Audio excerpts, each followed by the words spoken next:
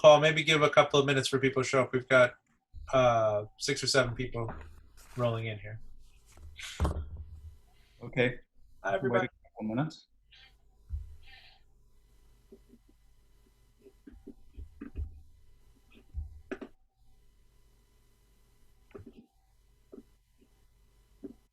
Hi, I'm Paul Swann. I'm chair of the film department. And I thought I'd just tell you a little bit about what FMA is doing to plan for the fall. We're very aware that if somebody's coming to film school, one of the things they want to do is to make films. And so currently, our plans are as much as possible to have a combination of hybrid, in-person, and online instruction. And the hybrid and in-person instruction tends to be what we try and do with the production courses. And most of our studies courses are going to be completely online. On the other hand, we're very aware that there are kinds of hazards involved with working with a team, making a film. And we've been following very closely what the film industry is doing, setting up guidelines and protocols for film production. And as much as possible, FMA, Film and Media Arts, is going to adhere to the guidelines that SAG-AFTRA and the other trade organizations are setting up for making films. We're also setting up a system for check-in and check-out of equipment. Of course, our program is equipment heavy. And we are trying as much as possible to de-densify our use of equipment. And we're going to be doing that by, for example, instead of having a system where students stand in line to check out equipment or return it, they're basically going to have reservations to do that. So there won't be any standing around in a line. We're also going to arrange it so that we have long-term checkout so that you, instead of borrowing equipment for, say, a weekend, maybe have it for half or even for the whole of the semester. And we've basically been doing everything we can to figure out ways in which people can still be creative, do production work, but do so in a completely safe environment. How's that, Jason? I thought that was a good start to this. Seems good. Okay. Great. Does anyone have any questions? You can put them in the Q&A. About anything.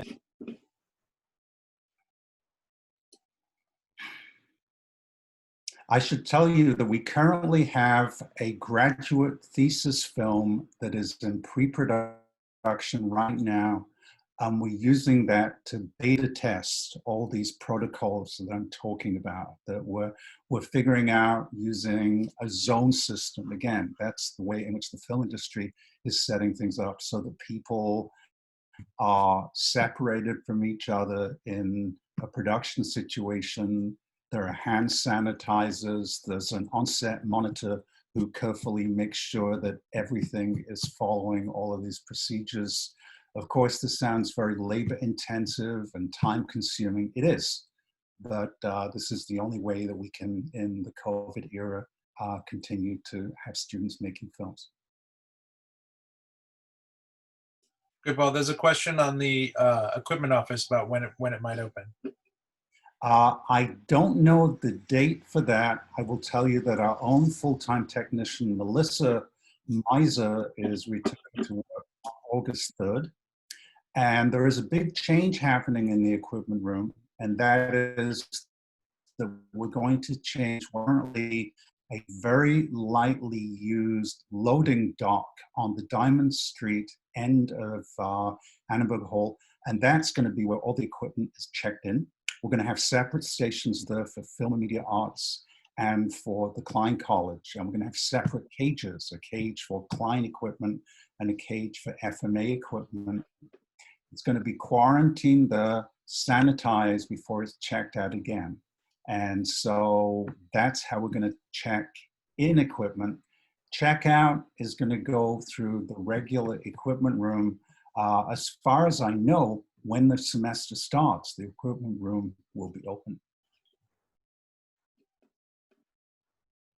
Follow-up to that question is, will the same equipment be available?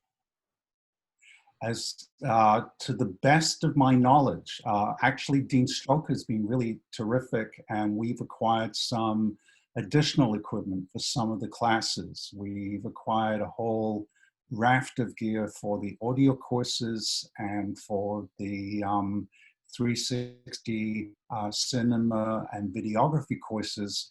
And in that case, what we're able to do is actually have this long-term checkout. So we've got new equipment. There's another tech order going in as well. To the best of my knowledge, everything that we have will be available. I think it's going to take longer to be available because every time something is checked in, it has to be sanitized, it has to be quarantined before it can be checked out again. And so it will be available, but I think it's going to be you will have perhaps longer wait times between reservations. So I think access is going to be a little bit more limited, but we're working on that. And a further question is about whether reservations will be restricted or whether it'll be first come, first serve, or for production courses or things like that, or will it be more broadly available? Well, again, what has happened in the past is going to be the same system that we're going to be using now, which is that different pieces of equipment are assigned to different courses. So Masterclass has certain pieces of equipment. Filmmaking courses like 2241, FMA 2241, the filmmaking class has the Bolex cameras, that basically everything that hitherto was associated with a particular class will be available. So, and I can appreciate why people are wondering what's going to be available. For a long time, we'd be looking into using UV light as a way of sanitizing equipment. Currently, that isn't the way that I think we're going to be going, but Michael Kudemeyer, Professor Kudemeyer, has been experimenting with using that as sort of a very effective way of sanitizing the equipment. I cannot emphasize too strongly how important it is that we make things safe before they're checked out again. I have a question here about senior projects and concentrations. The question is, how are senior projects and concentrations going to go in regards to production, along with balancing the priority of projects that got put on hold last year versus new senior projects this semester? Okay. Again, Dean Stroker made a commitment that if projects were put on hold in the spring, we would make people whole. We would give them the opportunity to have access to equipment. As far as Masterclass or senior projects is concerned, Afia Nathaniel has been working already with the students in the senior masterclass, and it seems to me that almost all of the production there is going to be either over the Christmas break or in the spring. And so I think there's going to be a real kind of opportunity in the fall for people whose work was deferred to complete their projects. And again, if there were people whose work was interrupted by the spring semester's kind of bailing of campus, we've got a commitment to help those students complete their work. Question is, what will be the protocol for student org meetings? Will they be able to rent out rooms or use the atrium as a meeting space? I do not know the answer to that. And Rollo or Beth, I don't know if either of you have any sense of that. I know that there's been a discussion of spaces being available for people between classes. I do not know the answer to that at this point.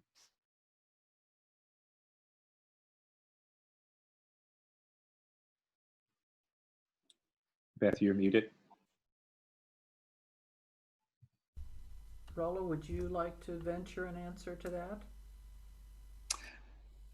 Only because I don't have one. Yeah, that's a good question. In fact, I don't have an answer to that either in terms of how the how spaces are going to be, if there's going to be a sign out process, or if there's a policy that's in place that governs how and when these types of meetings can occur and under what conditions. I haven't heard anything yet on my end, but we will certainly, Dean Bolton and I will certainly look into that to find out the broader answer to that question. Yeah. Everybody, you see me taking notes here. Part of my job is to write down all of these questions, and especially the ones for which we have no answers. I will go then back to the Dean's leadership team and hopefully have an answer by the end of this week, and we will send it to you. So we'll do our best to try to get current on this for you. Thank you for your questions. And there's another question here about equipment insurance. And as you know, the usual procedure is to come into the FMA office and pay with your Diamond Dollar card to the student worker. There will be a student worker manning the desk there, and so I'm sure that procedure will continue. And again, what the people prepping campus for the return will be doing is making sure that if there's a student worker at the front desk, it's going to be plexiglass. There's going to be ways of opening the door that don't involve you holding on to the doorknob and so forth. So all of this has been very carefully thought about. And if you are not coming to campus, I don't imagine, I know there have been some instances where students have had it sent, but I don't think that's going to be a standard policy by any means. But yes, short answer is yes. I think the easiest way to pay insurance for equipment will be via the student worker in the front office of the FMA office. And we don't have any other questions right now. Anyone else have any questions? Just keep in mind that we're recording this, so it might be helpful for, if you have a question that you think might be helpful for other people who might tune into this later. Maybe that's something to put in the Q&A, but if not, just let me know if there are any other questions you have for it, for Paul. Hold on one sec. I'll give you 1 second.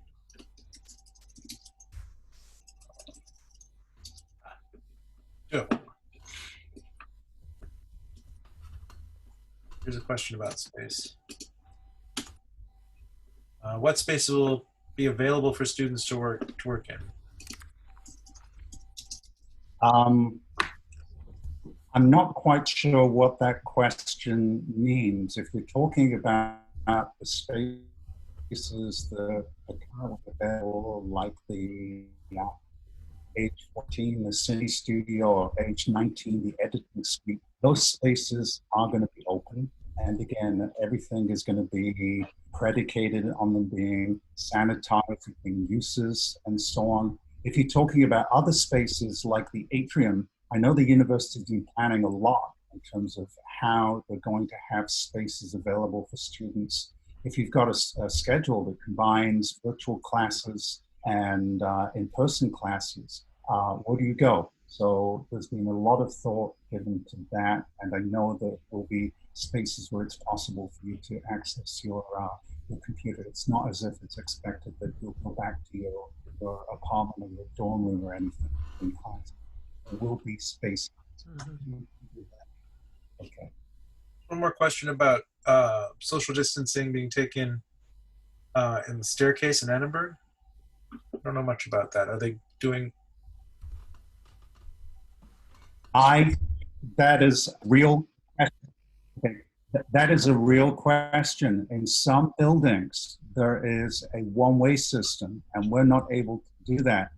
The corridor outside my own office, for example, is a little over 6 feet wide, and it's really not possible to think of a one-way space. And I agree that that's the stairwells in both Tomlinson Theatre and Annenberg Hall are nowhere near 6 feet. I think they're going to have monitors or something, making sure that people stay social distancing. You're right. I think that's something that will have to be looked at very closely.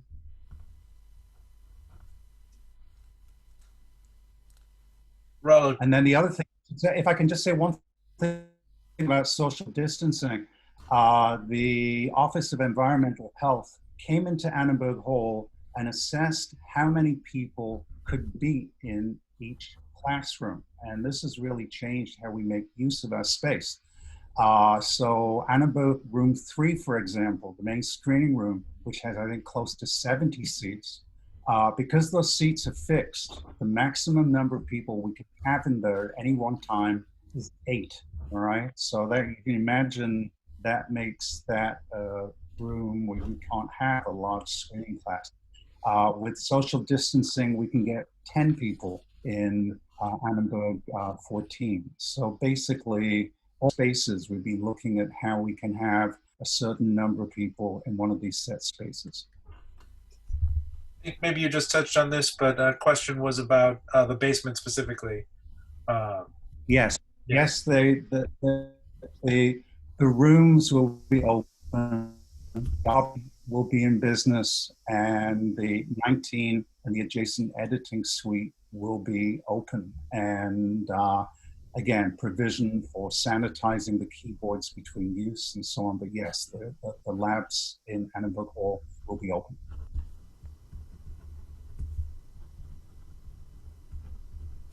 I have a question if about when syllabi that are changed because of pandemic. When will students and TAs be aware of syllabi that might have gotten changed because of pandemic? Well, Beth, when do syllabi have to be to you? Well, syllabi are due to the department chairs and to my office by the 24th of August. That's the first day of class. But we know that faculty are working on their new syllabi right now. University has issued some new specific required language and information that has to be in each course syllabus. Our faculty have been training all summer to be ready to offer both, well, not both, all three. They could offer live, hybrid, and online instruction at the same time because we know some students cannot be in class on certain days or won't be coming to campus, yet some of them really want to be online. So that's a long answer. The syllabi are due on the 24th. Hopefully chairs will have them a week earlier and can review them and make sure all the required elements are in there. And we think, because of all the preparation our faculty have done this summer, that the fall semester, no matter what your online experience, should be vastly different than your spring 2020 experience, because we had very few days to just pivot to online in the spring, whereas we've had the summer now to prepare, to learn how to use Canvas, to learn about flipped classrooms, to learn about synchronous and asynchronous delivery. So we think we'll be ready for you. And it's important to mention that the course content is going to be the same. It's only the delivery that in some cases is going to be different. And just to reiterate what Beth said, I've taken so many workshops on how to teach online now. I'm ready to go. Me too. I just taught my first online course last week to 75 people from 13 countries, and we all had a wonderful experience. Even the students said they loved it, and I certainly did. So it was really exciting to learn about all these new techniques and processes we can use for online instruction. I think it's going to be a really exciting semester. There's a question here about masks, and I've been obsessing about masks. My understanding is that both the instructor and the students will wear masks all the time in the classroom, and that they will be mandatory. You will not have a choice in that. Rollo and Beth, that's right? Well, it's not only in the classroom, it's anywhere in public on campus. All personnel, faculty, staff, students will be wearing masks. And it's just for the good of everybody. It's for all of us to protect ourselves and to protect one another.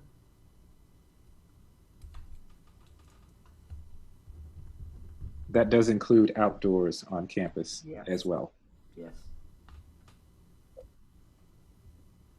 While I have the floor for a moment, I would like to speak a little bit about some of the questions that I've been receiving all summer from students and even from faculty for that matter, with regard to some of the social justice issues that have really become front and center in our society. And I want you to know that the department chairs and the administrators we're all listening very carefully to your concerns as students in terms of your own safety and your own level of comfort on campus, and also with regard to how everyone is treated. And so in response to that, the dean has initiated the development of a diversity, equity, and inclusion committee that will be launching very soon, actually in the next few weeks. It will be comprised of faculty members, administrators, staff, and students and alums. And so I've been working with department chairs in order to get nominations.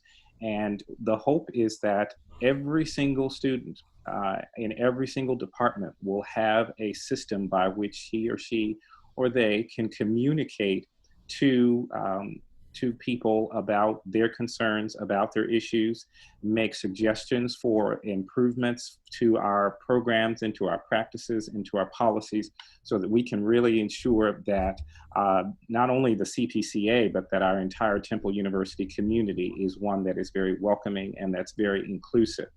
We're also working on a policy by which, a procedure, I should say, by which students will be able to report any concerns that they may have about any particular incident in which they feel that they've been discriminated against, or that they've been harassed or harmed in some particular way. So please know that we are very much wanting to make sure that every student feels safe on campus, and that we will be responding through this committee in terms of making some very tangible action steps to ensure that we have a very welcoming campus community for all.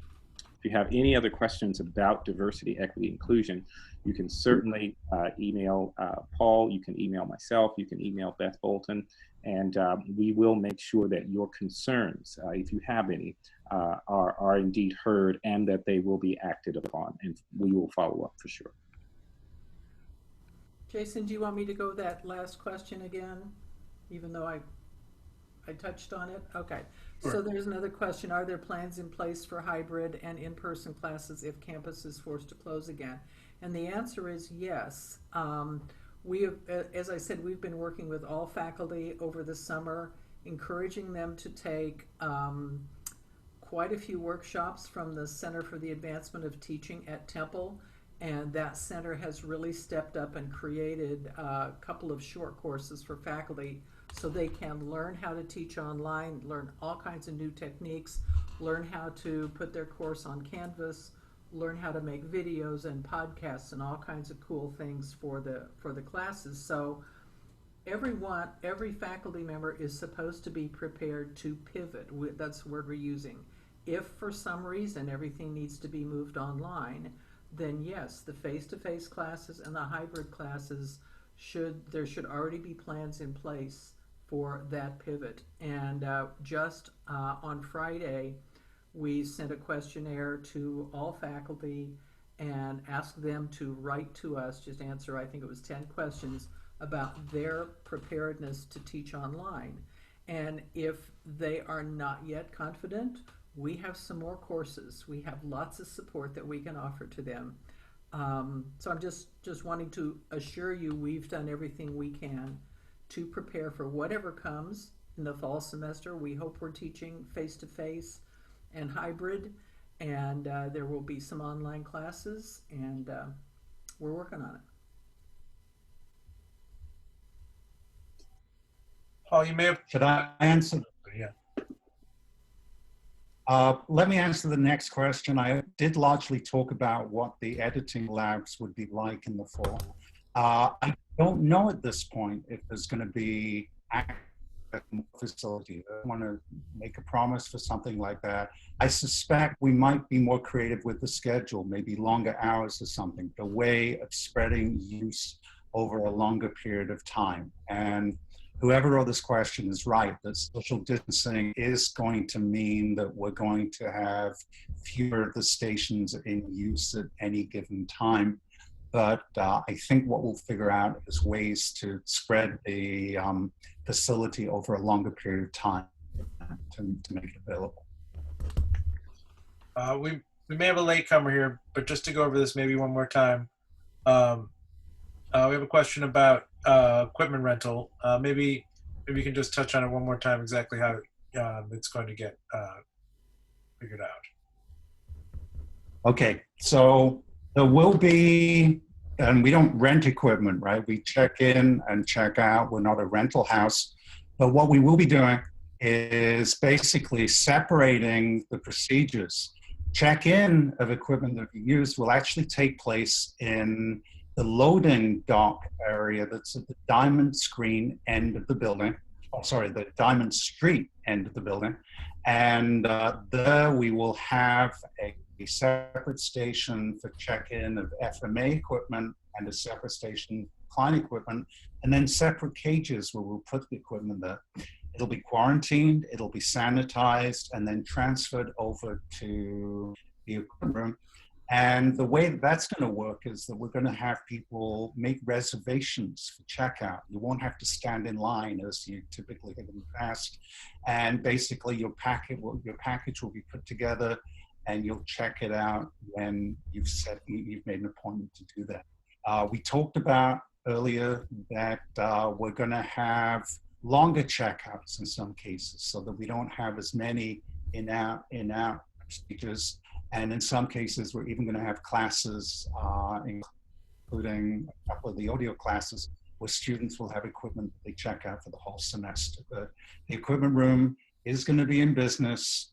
Melissa Miser is actually back in the building starting next week, and she's already getting all of that set up. Great. Any other questions? Anyone have anything else they want to chat about before we wrap? I mean, I think if there are no other questions, we can probably wrap up. Don't see anything.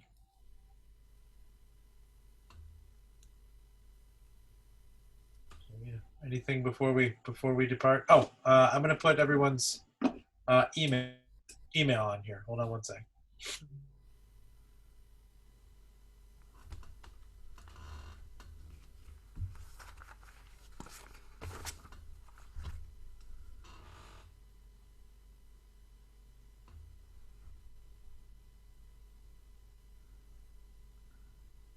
Let's send everyone's emails if you have any further questions. But otherwise, you can just say ciao if you like. Ciao. Well, I'm looking forward to seeing everybody back on campus in a mask, and stay safe. Thank you, everyone. Thank you, everyone, for coming. Thank you, Paul and Beth and Rollo. Thanks so much, and we'll see you all soon. Thank you. Bye. Bye-bye.